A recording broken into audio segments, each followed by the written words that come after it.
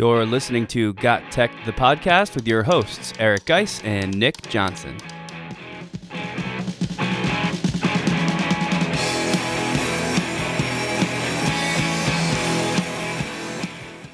Welcome back to GotTechED the Podcast. This is episode 147 called Is Blended Learning Still Relevant? In this episode, we'll talk all about whether or not blended learning still deserves a place in your classroom. In doing so, we're going to share some fresh new takes on how to incorporate it within your lessons. This is another episode you don't want to miss. Check it out.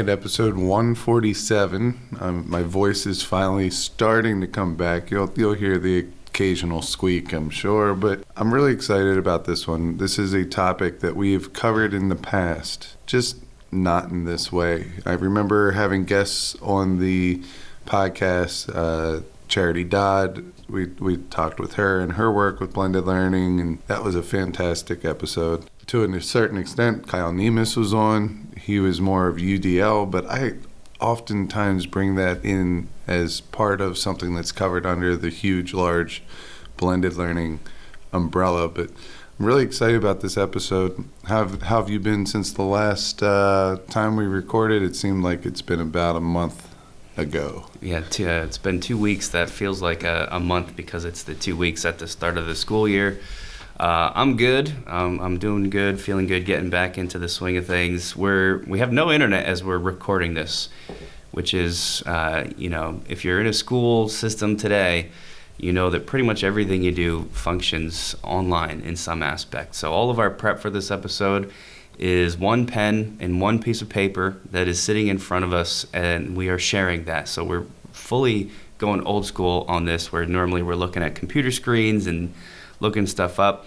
It's kind of refreshing, so that's cool. It's also going to be refreshing to address this topic because really, one of the things we're going to look at is blended learning still relevant? And that's a huge question. In a way, we are analyzing ourselves. We're analyzing our own show because the title of the podcast, of course, is GotTechED, but you could kind of boil all of that down to we're sort of like a blended learning show. I mean, we talk about bringing tech into the classroom, and at the same time, a lot of that tech is blended with teaching practice. So there's a ton to talk about here. I don't want to, swoop in too quick and take the wind out of your sails, but if we're answering the question, is blended learning still relevant? For me, at least, the answer is a resounding yes. And I'm trying to think of a reason that anybody would answer no. And I can't come up with one. I do think the only sort of asterisk there has to be, is it still relevant? Yeah, but we have to keep working to keep it relevant and sort of keep building on what blended learning was and has been for the past 10 years. Yeah, I agree with you 100%. It is still relevant. However, I feel like some areas of blended learning is becoming what we used to call the worksheet. Right. It's rather dry, and I think as teachers we need to build upon that. And I think the pandemic helped us and then hurt us when it comes to blended learning. It helped us because it forced us to learn new ways of incorporating things into our lessons, making them engaging, while basically being in that blended learning environment where you didn't have to be within the brick and mortar of your classroom. And I think that we need to kind of do a self-assessment of our teaching practices and which type of practice is becoming stale and how we can give that a boost to bring the kids back. Because when we went in pandemic teaching, we pushed ourselves to find new ways to engage these kids. And now that we're back in the classroom, I'm not 100% sure that we're still doing that. I'm not 100% sure that we didn't go back to old, I'm going to call it primitive ways of teaching. I see a lot more lecture, worksheet, go over worksheet, see you next class. than I do, some of the creative ways that we were doing during COVID. Some of that, I think, is a reaction to, students at the beginning, and this kind of was what inspired our more recent episode just previous to this, which was like new ideas for video projects. Because at this point, our students and a lot of students have done so many video projects that when the teacher gets up and says, today we're starting a video project, that's not necessarily an exciting new thing anymore because they've done a lot of them. Another good example for us at our school, because you and I are in existence, is student podcasting. At the beginning, that's a really super fun, unique project that kids have never done before. Now, a kid could go through the high school where we work and do probably 4 different podcast projects for 4 different teachers because teachers see these cool things that are happening and, of course, want to replicate it and do it themselves. So you get some kids that are like, oh, great, another podcast. So I think teachers maybe start to see that, and a reaction to it can be, you know what, I'm gonna ditch some of these projects or some of this blended learning stuff because I'm just getting eye rolls from the students. And I think that's at least part of what's going on here. And hopefully today's episode will help with some of that as we look at some of these things. This podcast is a proud member of the Teach Better Podcast Network. Better today, better tomorrow, and the podcast to get you there. You can find out more at teachbetter.com/podcasts. Now let's get back to the episode. So let's go ahead and get into the bulk of this episode, and that is going to cover all the activities for blended learning. We're going to chunk this into different groups or topics within blended learning, because when I think of blended learning, I think of that umbrella. And blended learning is the word that is at the top, and all these different spokes coming down like UDL, flipped classroom, even, the traditional learning style can be part of that blended learning classroom. So we're not forgetting about that. There are several other spokes that you could do: project-based learning, problem-based learning, case studies. All these things can fit underneath this umbrella. And there's also different phases of your lesson that fit under there. How can we make a do now part of your blended learning classroom? How can we make our instruction part of that blended learning classroom? There are several different ways to incorporate blended learning in, but let's talk about ways that we have done it or we've seen it and whether or not it still works. And if it doesn't still work, how can we make it work? Yeah, so if you bring up do now, I'll be honest, what I do most of the time, I guess it would fit with blended learning because kids are probably just answering some questions on a Google Doc, and that's because I want it to be fast. And I think that's part of this trap that a lot of teachers are falling into. A more creative version of that can still be fast and would sort of get people thinking a little bit more would be the idea of a video response. This is a piggyback on something from our last episode, but if I spend 15 minutes at the beginning of a class having students try to answer some questions and then going over those answers, you could probably still spend the same 15 minutes, but instead of answering questions, you ask students to kind of separate around the room, spread out in the hallway, and respond to maybe fewer questions, maybe one question, but where they talk through the responses in a video. You could even embed that straight into some sort of a shared, like a slide deck or something. And then when everybody comes back together, instead of me saying, Mark, can you tell me what your answer to number 1 is? You can click through that deck and play Mark's video, and then you can hear that. There's a lot of benefits to this, and I think it sort of changes it up, keeps it interesting, gets the kids out of their seats, and I believe that would fit into the blended learning category too. I've only tried this once, worked pretty well. I need to tweak things a little bit, but that would be something I would go to for sure. So my do nows, I don't know if we talked about this on the podcast, but right. I am back into the classroom for the morning, and I'm teaching general bio for a leave replacement, and I'm super excited to be back. I can't believe it's been like 14 years since I taught general bio. But the teacher that's out, she's super organized, and she gave me everything that she had. I had some stuff, so between those two things, we're making it work. But what I realized is what I did 10, 14 years ago is totally irrelevant. Not the content, but the way that I deliver it is terrible. It's a question of the day or do now. And really, it's just asking them 2 questions. And the way I asked it was terrible. I look back, I'm like, man, did I just grow this much, or was I really that bad? That should be this whole episode, is how did Geist do 10 years ago the last time he was teaching bio? Yeah, I mean, I've taught AP Bio since then, but that's a totally different beast. Right. And you know that. Yeah. But one of the things is I like to, I'm being more forward thinking. I know what the end goal is for that unit. So instead of always doing 2 questions about what we learned the day before, or maybe what do we know about, the lesson of that day, I am now doing these 45-second, 1-minute video clips that are part of a larger project, but they get to start thinking about it now. So we're heading into the ecology unit, and the last lesson before the test is human impact. How has human impact influenced the world? Okay, so my do-nows for this whole unit are going to be either a very short article or a very short video, or just pictures of certain ways that humans have impacted the world. I'm thinking mountaintop mining. I'm thinking Pacific garbage patch. I'm thinking pollution, oil spills, things like that. Get them start thinking about these big events.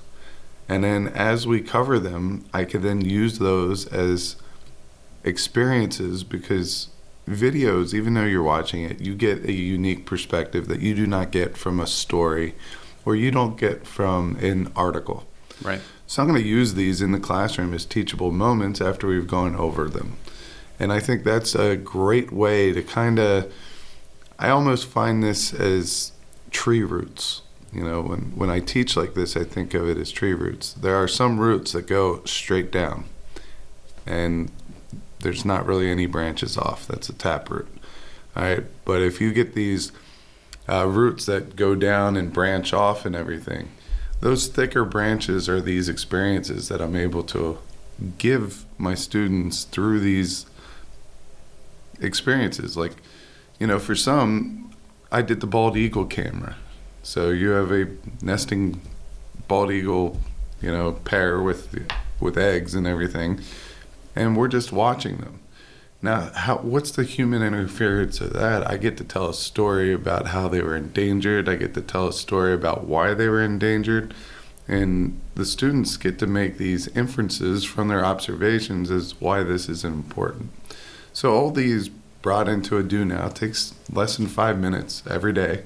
I think they get more out of that. So I think do nows are relevant as long as we make those changes. Yeah, and if you're a science teacher listening to this, what you're saying fits in really well with NGSS.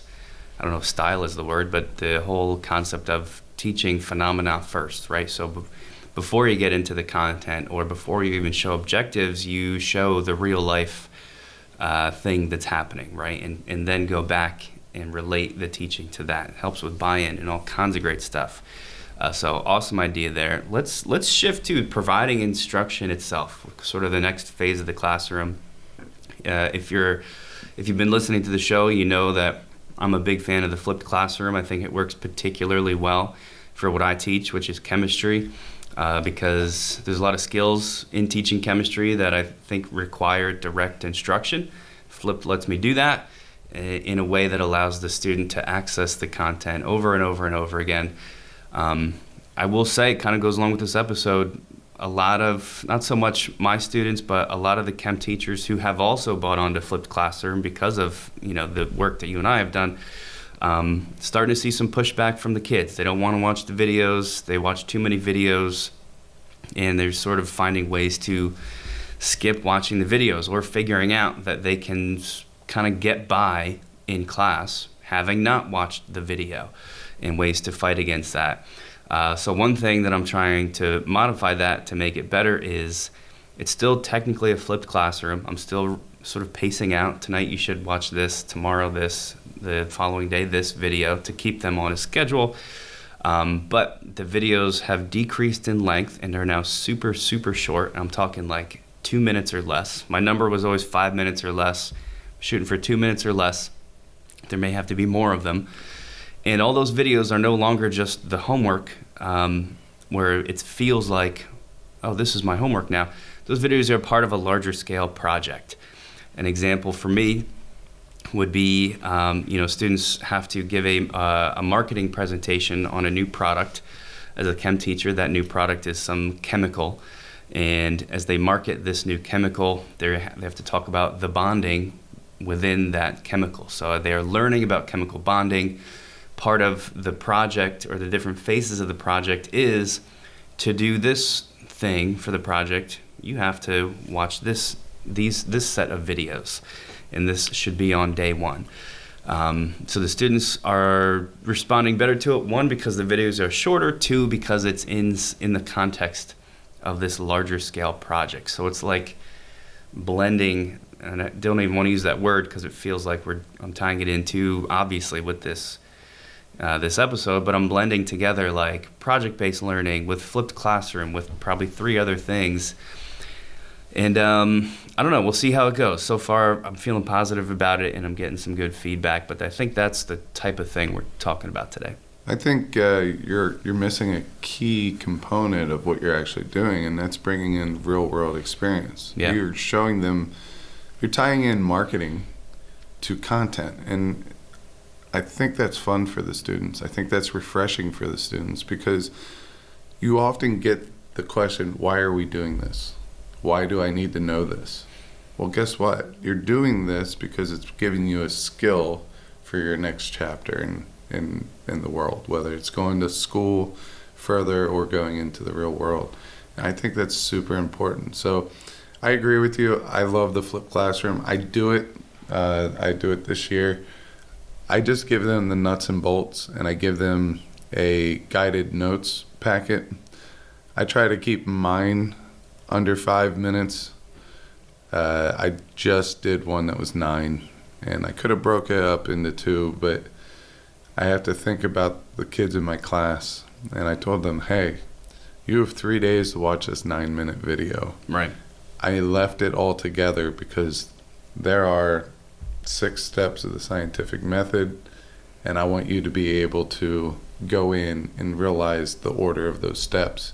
So what I did is I threw it on YouTube, and I did the chapters in there. So I said the first day, I want you to go over, the first 3 parts of the scientific method. The second day was the second 3 parts of the scientific method. And the third day, I had a couple problems that I went over. So even though it was one video, I only gave them 3 parts of it, which made it like a 3-minute video. But for some of my students, they need to see the whole picture. Right. Even if they don't understand it the first time. So when they come in the classroom, I always do an example problem based on that video, and then we go and do it. So I love the flipped aspect. I want to make sure that my students that are special education are taken care of, meaning that I don't want them to feel anxious or stressed out because they're trying to keep up with the notes that I'm doing in the classroom. So I give them that as, what they do at home. Yep. However, my only requirement is that note packet is filled out. So some of these students can get it from our activities, because each one of my activities, I have 3 main points there. It might be 3 definitions of vocab words, whatever it is, but they can get the bulk of that packet by doing the intro to that activity. So I do have those videos that they could watch. I come in, if we're doing, for example, the 8 characteristics of life. All right. There's a 3-minute video on that. They come into the classroom. I go over those 8 things. But what I do that I didn't do in the video is I give them an example, a concrete example, or examples, I should say. And I walk them through those 8 characteristics. Once we're done with that, we're going into some type of activity. We just did an infographic for the 8 characteristics of life. And what I did to streamline that and so they could get basic skills of Canva is I made the infographic. I showed them how to change the colors if they wanted to. I put all the title heads there that said like made up of cells, maintains an internal stable environment, those types of things. And what all they had to do was find pictures that represented that and answer one question underneath each one of those topic heads. So it took them, instead of taking them like a whole class period or a class period and a half to make it from scratch, they got to change it up, the colors up if they wanted to, and all they had to do is drag and drop. And they were super proud of them because they looked great and they understood the information. So this is just an example of using a tech tool after you've already done your instruction, whether it's face-to-face. Sometimes we need that face-to-face interaction because there's an experience that you could give those kids. Like you teach through humor, okay, and pictures. Time, yeah. I teach through humors and facial expressions. I mean, I sound like Eeyore. I have to be animated up there. Every lesson is a performance. But what I'm getting at here is sometimes that's valuable. Sometimes your students would rather have that than any other type of instruction. So just because, blended learning says that, things have to be blended, not everything does. And that old school face-to-face instruction could be what your class needs. And if it is, don't put your class at a disadvantage. Do it that way, and maybe the activities are flipped. I don't know. That's what I like to do. Yeah, I mean, that's a great point. I'll just add in that this is a good time to remember that part of the overlap, I think, between blended learning and what you mentioned at the beginning, UDL, which is the Universal Design for Learning. To me, very similar. The difference being UDL would require that there's choices, right? So I think a lot of teachers who try flipped are still so focused on the flipped. The video is the homework and you have to watch it, and you guys aren't watching the video and you have to watch the video. One, as long as they learn the content, who really cares, right? Like say you're using Edpuzzle, so you can track who's watching the video, who's not, and how much they watched. You may have some kids that are smart enough to not watch the video, and like you said, just answer the questions and learn things just by being present in class. Great. Right? To me, that is fine and not a problem. And you got to remember that. The other thing is, and I've done this a little bit, I'm trying to do it across the board, is options, right? When I put out a homework and they have to watch 2 videos, let's say, those aren't the only options. There's also another set of videos that I didn't make. I make all my own video content. If you don't like my voice, why don't you try this person? He's a popular science YouTuber. Here's an article from Khan Academy that covers the same thing. And I think I even go, what's my other option? Textbook pages. Every once in a while, there's a kid that wants to read the textbook. They're really focused on doing super well and they want to nail it down. Here's the textbook pages too. Options can help a lot with that. So just try to keep all those things leveled as you're putting together your flipped lessons. So we just got done talking about how we provide instruction, whether it's face-to-face or flipped or whatever it is. We talked about the do-nows. Let's get into some of our activities that we like to do in blended learning over the past, say, 10 to 15 years. It's all blurring together. I don't know when exactly we started all this stuff, but yeah. I know one of my favorite activities were QR codes. We used to do QR code scavenger hunts, whether it's in the classroom or in the whole around the building. Sometimes I did them outside, but I would give them a question or a task, and the QR code would actually give them the link to a flipped grid where they would have to record a video. Now, at first, they loved doing this. As I kept doing it, they wanted it to change up. So now what I'm doing, and I just tried this in one of my classes, the QR code is going to lead towards like a zoo. And most zoos, the larger zoos, have cameras that allow you to watch a featured animal or something like that. So one of my things was observations. I just wanted them to observe the animal for a 2-minute period. So that QR code gave that link to that live cam. All right, and then based on the observations, they had to make inferences as how that's causing the animal to behave different from being, in the zoo versus out in the wild. So, I mean, that seemed to sprucing up the activity a little bit. They loved watching the animals. And then what they had to do is deep dive into a set of questions. I just felt like it brought that gamification in there a little bit, where they had to find these QR codes, but it also allowed them to have get the content and answer questions and work with the content in a unique way.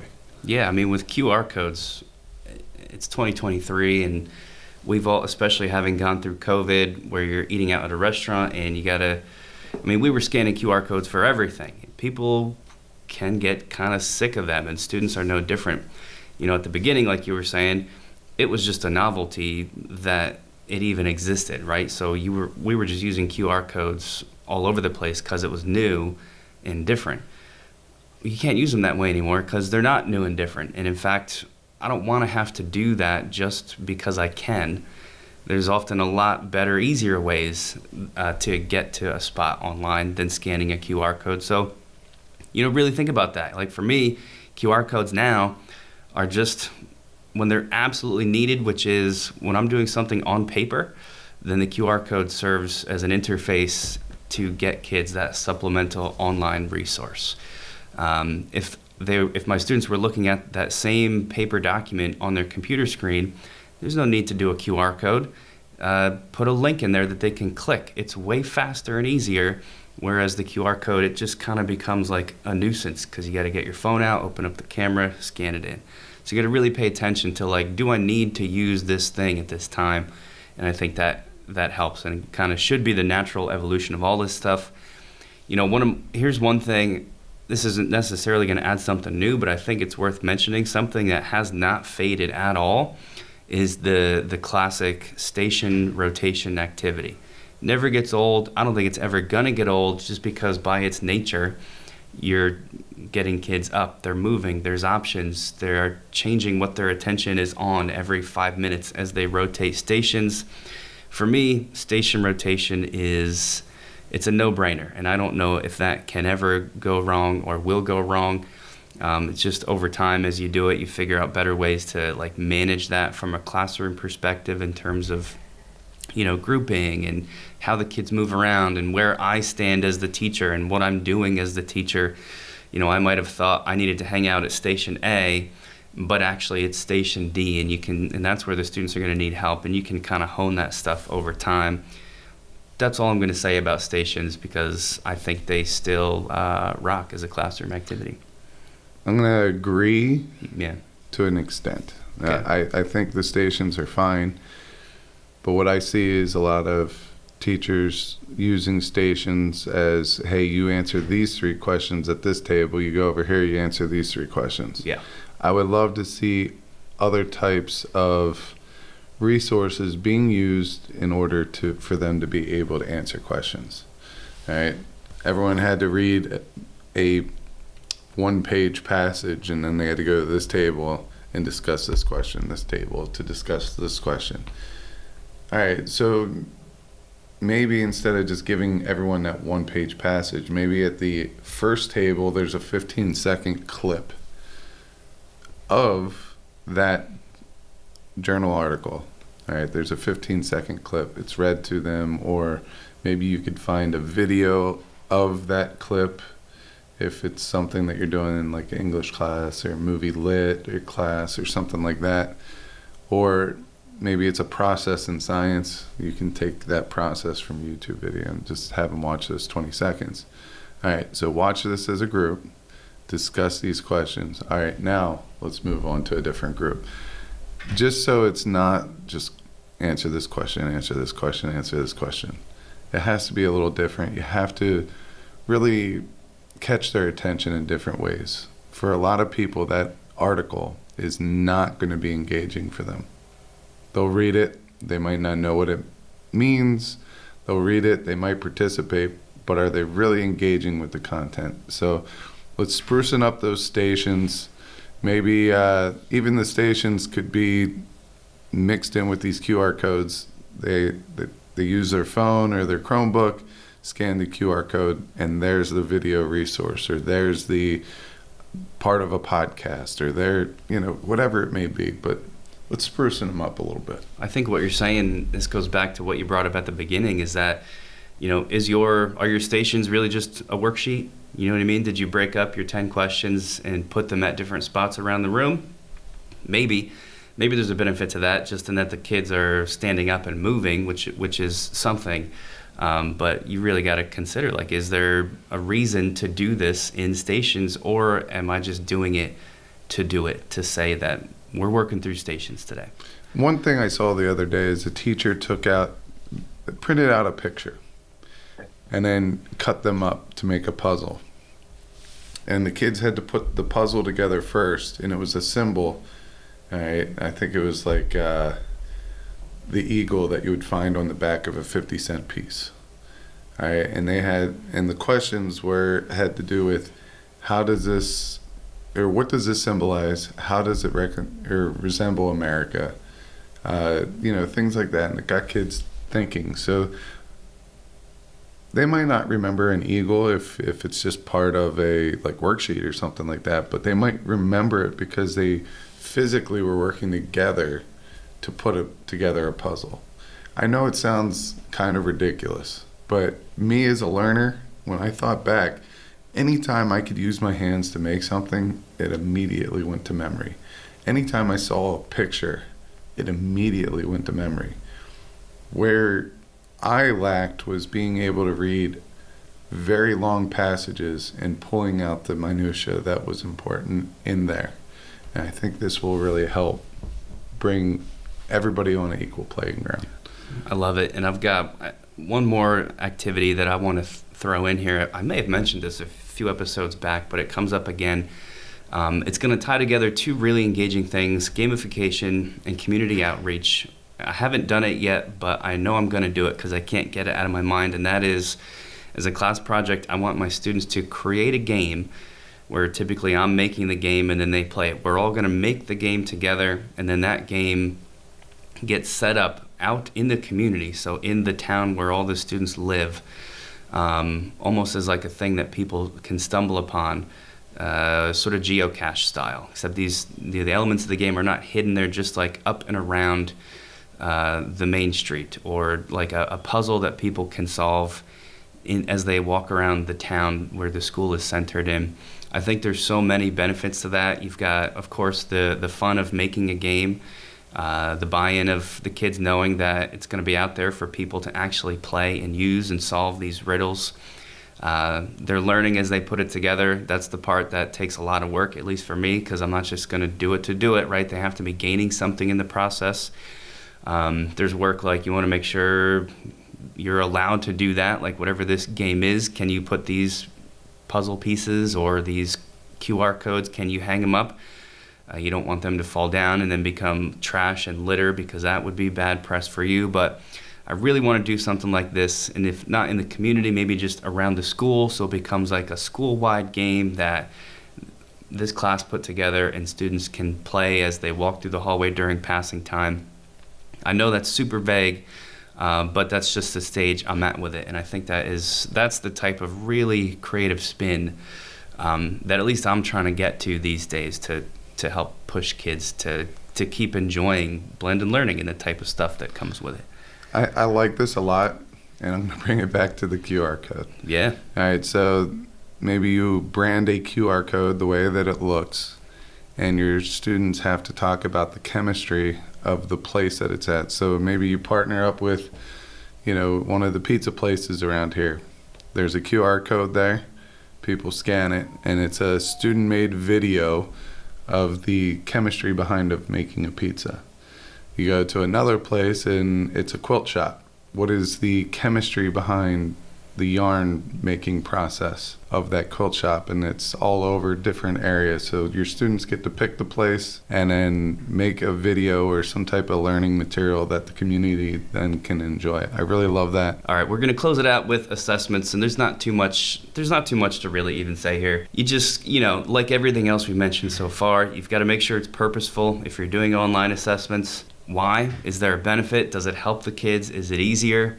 For me, the resounding answer is yes. They don't always like them, but there's so many benefits. Like, if you've got that virtual assessment that might have a built-in reader. So for your students that need to hear the questions spoken in an audio format, it's going to do that automatically. The time in grading that it saves you, and that's getting better and better with AI as that advances as well. So, I think there's lots of great stuff there. The other thing we wanted to mention is don't forget about tools like Kahoot and Quizzes and Blukit and all the others. Quizzes in particular, I only know that one because we're using it extensively within our district this year. These tools are a lot more than just quizzing tools these days. They are everything. They're presenting tools. They are ways to push out content to the students. They are ways to run a flipped classroom. Sort of what we're describing is something we've talked about before, and that is the EdTech tools that are going to survive are the ones that do everything. So Edpuzzle, for example, is not just pushing out video content anymore. With Edpuzzle, you can record your own screencasts and then push them out in the same way. And they're just building in all of these different things into every single tool, and Quiz is a prime example of that. And I think that's probably it for assessments. I think that's also probably it for this episode. So if you don't mind, dude, I'm just going to wrap it up.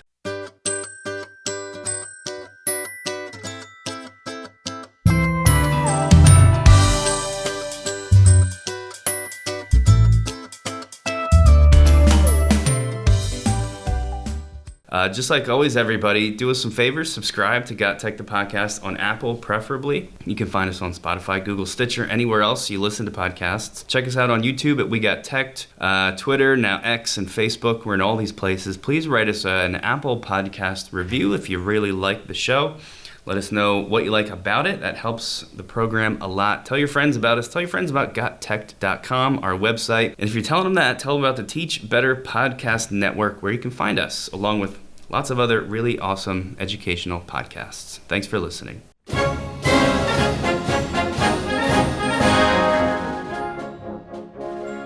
Thanks for listening to GotTech the Podcast. Remember to subscribe to our show and follow us at We Got Teched on Twitter so you can stay up to date with the latest episode releases, blog posts, product reviews, and PD announcements. You can also follow Geis and I individually at Geis Got Teched and at Nick Got Teched on Twitter or on Instagram at Nick Got Tech. Finally, remember to check out our website, GotTechED.com, where we post all our episodes, articles, and resources available to you for free. Until next time.